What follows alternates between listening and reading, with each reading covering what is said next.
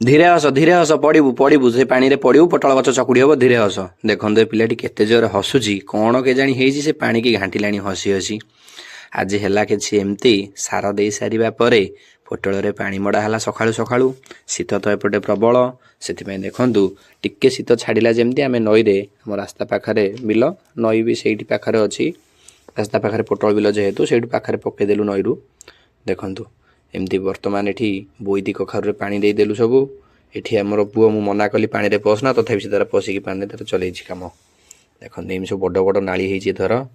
ଏ ବର୍ଷ ନାଳି ସିଷ୍ଟମ୍ ସବୁ କରିଦେଇଛୁ, କିନ୍ତୁ ପୋଟଳ ପ୍ରକୃତରେ ଏମିତି ଲାଗେ ନାହିଁ। ଯେଉଁ ପଟେ ଚାର ରୁହେ ସେପଟେ ଏମିତି ଲାଗେ, କିନ୍ତୁ ଏ ବର୍ଷ କ'ଣ 2-4 ବର୍ଷ ହେଲାଣି ଏମିତି ଲଗାଉଛନ୍ତି, ଏଇ ସିଷ୍ଟମ୍ରେ ସବୁ ଲଗାଉଛନ୍ତି ଆମ ଏପଟ ଲୋକ ବି, କିନ୍ତୁ ପ୍ରକୃତରେ ପୋଟଳ ଏମିତି ଲାଗେ ନାହିଁ। ଦେଖନ୍ତୁ ଏଇଟା ବି ସୁବିଧା ପ୍ରଣାଳୀ, ସେଥିପାଇଁ ଲଗାଉଛନ୍ତି। ଆଉ ପାଣି ମଡ଼ା ହେଉଛି, ମୁଁ ଟିକେ ଭିଡ଼ିଓ କରିଦେଲି, ଭିଡ଼ିଓ କରି ଦର୍ଶକ ବନ୍ଧୁମାନଙ୍କୁ ଦେଖାଇଦେବା। ପୋଟଳର ତ ସବୁ କିଛି ଜିନିଷ କହିଲି, ଆଉ ପାଣି ମଡ଼ାଟା କାହିଁକି ଛାଡ଼ିବା।